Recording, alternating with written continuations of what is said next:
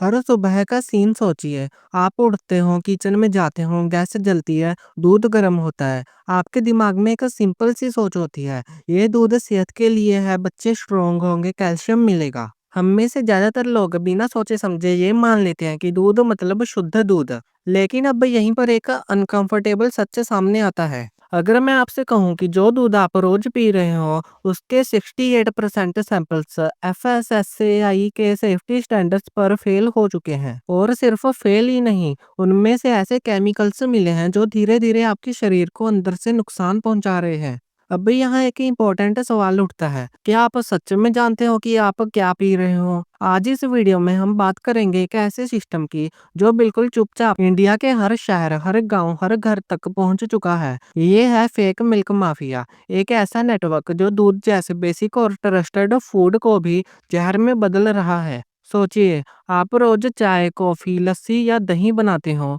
दूध को गर्म करते वक्त आपको कभी शक नहीं होता। आप या तो लोकल दूध वाले पर भरोसा करते हो या पैकेट पर लिखे ब्रांड पर। लेकिन रियलिटी ये है कि इंडिया में दूध की डिमांड और सप्लाई के बीच जो गैप बना है वही इस पूरे प्रॉब्लम की जड़ है। 2025 तक इंडिया में हाउस होल्ड लेवल पर दूध का कंजम्पशन पहुंच चुका है लगभग 91 मिलियन मैट्रिक टन्स। इसके अलावा फैक्ट्रीज, स्वीट्स, इंडस्ट्रीज और फूड प्रोसेसिंग में यूज होता है अराउंड 125 मिलियन मैट्रिक टन्स दूध। टोटल डिमांड बहुत ज्यादा है। अब प्रोडक्शन देखिए, इंडिया का टोटल मिल्क प्रोडक्शन लगभग 230 मिलियन टन्स के आसपास है। नंबर से सुनने में काफी लगते हैं, लेकिन जब इतनी बड़ी पॉपुलेशन और इतनी हैवी डिमांड होती है तो ग्राउंड लेवल पर शॉर्टेज क्रिएट होती है। और जहाँ शॉर्टेज होती है वहाँ प्रॉफिट के लिए भी शॉर्टकट्स निकल जाते हैं। ये गैप भरने के लिए बीच में आते हैं मिडल मैन, छोटे डायरीज और इलीगल यूनिट्स। असली दूध महंगा पड़ता है, उसका प्रोडक्शन कॉस्ट बढ़ चुका है, फीड महंगा, लेबर महंगी, मेंटेनेंस ज्यादा। फार्मर्स पर प्रेशर होता है कि वो सस्ते रेट पर दूध सप्लाई करें। इस प्रेशर में कई जगह पर दूध को डाइल्यूट किया जाता है, पानी मिलाया जाता है ताकि क्वांटिटी बढ़ जाए। और क्योंकि पानी मिलाने से दूध पतला और फीका लगने लगता है, उसकी वाइटनेस और थिकनेस वापस लाने के लिए टार्च, ग्लूकोज जैसी चीजें डाली जाती हैं। लेकिन ये सिर्फ पहला लेवल है। इससे भी ज्यादा खतरनाक होता है सिंथेटिक मिल्क। ये दूध गाय या भैंस से आता ही नहीं, ये फैक्ट्री स्टाइल सेटअप में बनाया जाता है। इसमें मिक्स होता है रिफाइंड ऑयल या व्हाइट पेंट जैसे substances, urea, detergent powder, milk powder और पानी। ये सुनने में शॉकिंग लगता है, लेकिन ये मिक्सचर इस तरह डिजाइन किया जाता है कि दिखता बिल्कुल असली दूध जैसा है। यूरिया प्रोटीन जैसे फोम क्रिएट करता है, डिटर्जेंट से बबलिंग आती है और कॉस्टिक सोडा से दूध थिक लगता है। विजुअल्स सेम होते हैं, स्मेल भी काफी हद तक नॉर्मल लग सकती है और आम कंज्यूमर के लिए डिफरेंस पकड़ना ऑलमोस्ट इम्पॉसिबल हो सकता है। पंजाब में रिसेंट रेट्स के दौरान ऐसी केमिकल बेस्ड दूध पकड़े गए जो घर घर सप्लाई हो रहे थे, छोटी शॉप्स के थ्रू। ये कोई आइसोलेटेड केस नहीं था, ये पूरा का पूरा एक अंडरग्राउंड सप्लाई चेन है।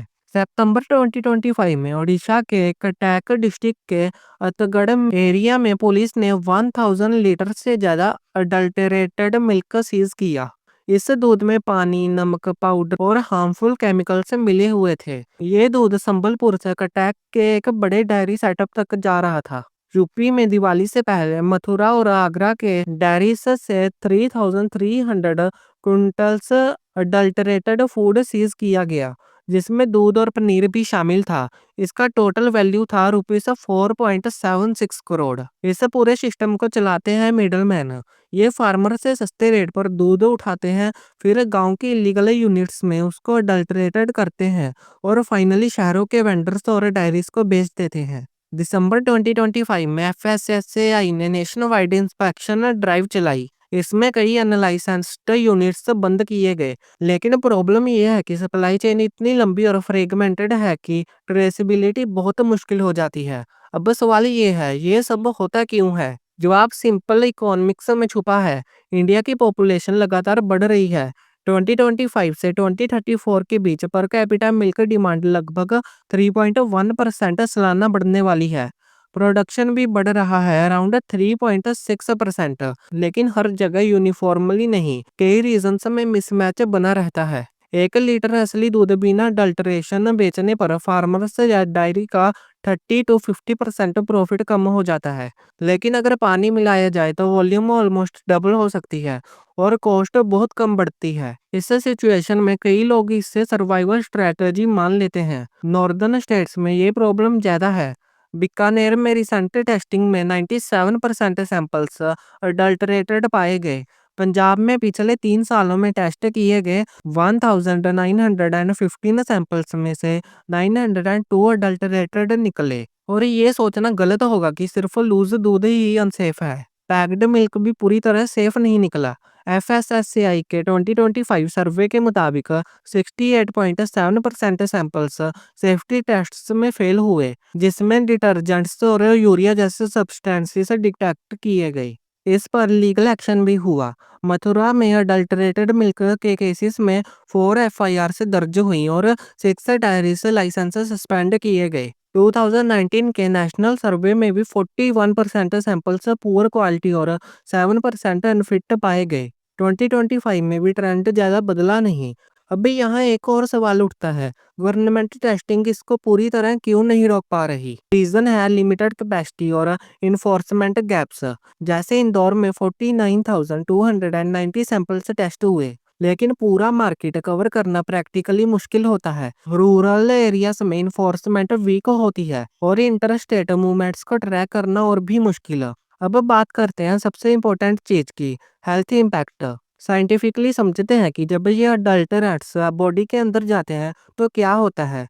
यूरिया जो नॉर्मली फर्टिलाइजर में यूज होता है, लीवर पर एक्स्ट्रा लोड डालता है। लीवर इससे ब्रेक डाउन करने की कोशिश करता है, जिसका प्रेशर किडनीज पर पड़ता है। इस प्रोसेस में ब्लड में टॉक्सिन्स बढ़ते हैं और लॉन्ग टर्म एक्सपोजर से किडनी डैमेज हो सकता है। डिटर्जेंट्स इंटेस्टाइन की इनर लाइनिंग को इरिटेट करते हैं। ये प्रोटीन्स को डिस्ट्रॉय कर देते हैं। डाइजेशन स्लो हो जाता है। सिम्टम्स होते हैं वोमिटिंग, नोजिया, गैस्ट्रिटिस और फूड पॉइजनिंग जैसे इफेक्ट्स। कोस्टिक सोडा एक अल्कलाइन सब्सटेंस है। ये स्टोमक के नेचुरल एसिड्स को न्यूट्रलाइज कर देता है, जिससे डाइजेशन डिस्टर्ब होता है।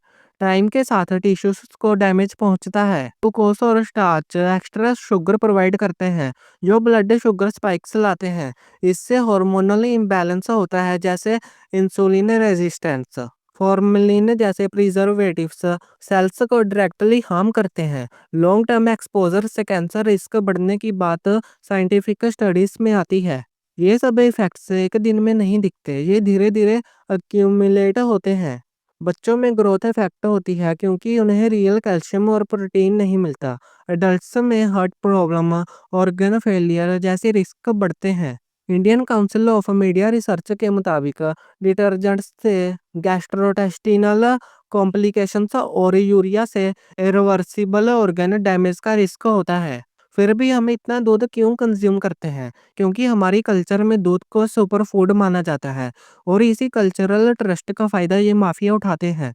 2025 में एफएसएसएआई ने स्टेट्स को स्पेशल ड्राइव के ऑर्डर्स दिए। मिल्क, पनीर और खोया पर फोकस किया गया। फेस्टिव सीजन्स में 25,000 सैंपल्स कलेक्ट किए गए और 300 प्रोसिक्यूशंस हुए। पंजाब फूड अथॉरिटी ने अगस्त 2025 से जनवरी 2026 के बीच 119 मिलियन लीटर से दूध चेक किया, जिसमें से 1.9 मिलियन लीटर से डिस्कार्ड किया गया। लेकिन स्केल इतना बड़ा है, रोजाना करोड़ लीटर का सर्कुलेशन की पूरा कंट्रोल अभी भी पॉसिबल नहीं हो पा रहा।